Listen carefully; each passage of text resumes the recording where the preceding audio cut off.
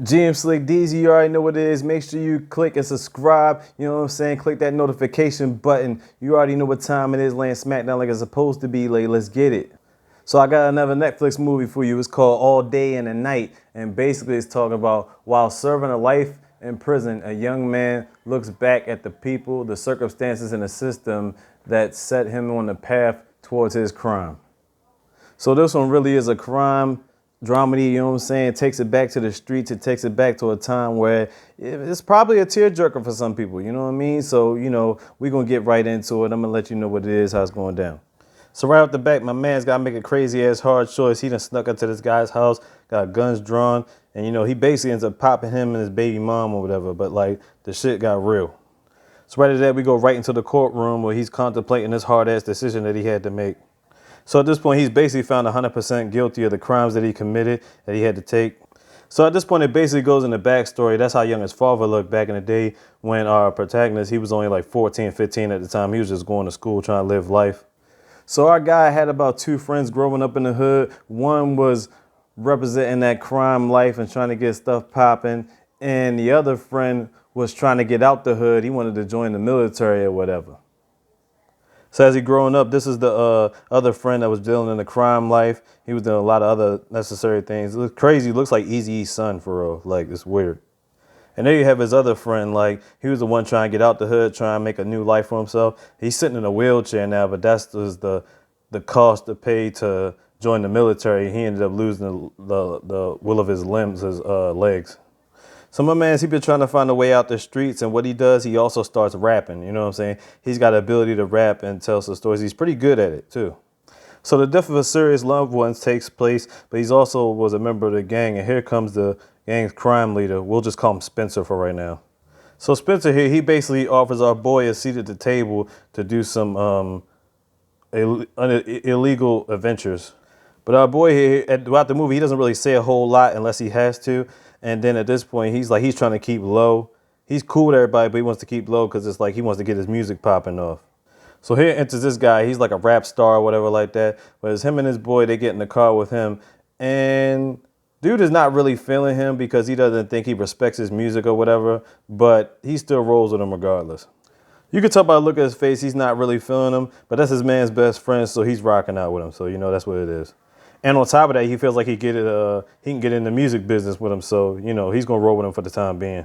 So I guess you could say this is a love interest part of the movie where he gets with his girl, a long-time girlfriend. And while they're in there making out, doing things, they're in the tub, he finds out from her that she's actually pregnant and they're going to have a boy. So it's like, that's what's up. So we get to this part where we're at his boy's house. And the thing is, he's about to go in and get surgery to see if he can get his legs back again. The problem is the surgery is going to cost a lot of money, and he's not even sure he's going to be able to live through the surgery. So it's there for the pressure cooker time. So here we go back to his childhood where the mom and dad are not really getting along because they have different philosophies of how to survive in the hood. So here he gets a job in a Foot Locker or whatever like that, and unbeknownst to him, this white lady comes in looking to buy sneakers, and she asks this guy, she's like, well, is anybody working in the store right now? And yeah. And so she ends up leaving out the store because it's like, oh, she thinks he's just robbing the store or whatever like that.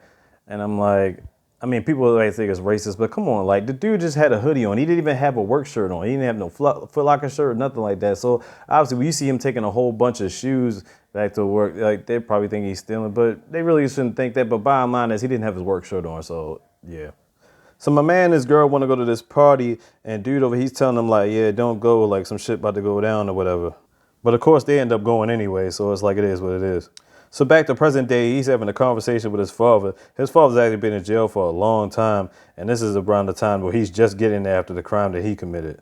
Well, that's basically mostly the premise of the movie. I mean, it's a very good movie to watch. That's why I don't want to give it all away. It's like a lot of different things that take place. It kind of gives you that. It came out 2020, it just came out this year, but it gives you that hood feeling. It gives you back to that 90s feeling when it came to like drama, crime, things happening in the hood, you know what I'm saying? Now, I'm not comparing this movie to all these movies by any stretch of the imagination, but it just gives you back to the time, movies like Menace to Society, Boys in the Hood, South Central.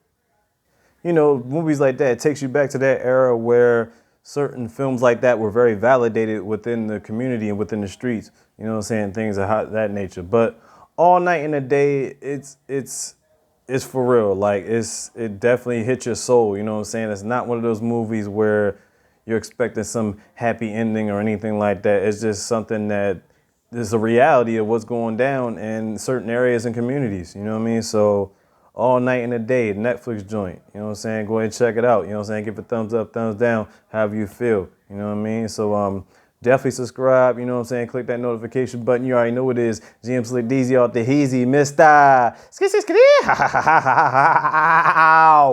big.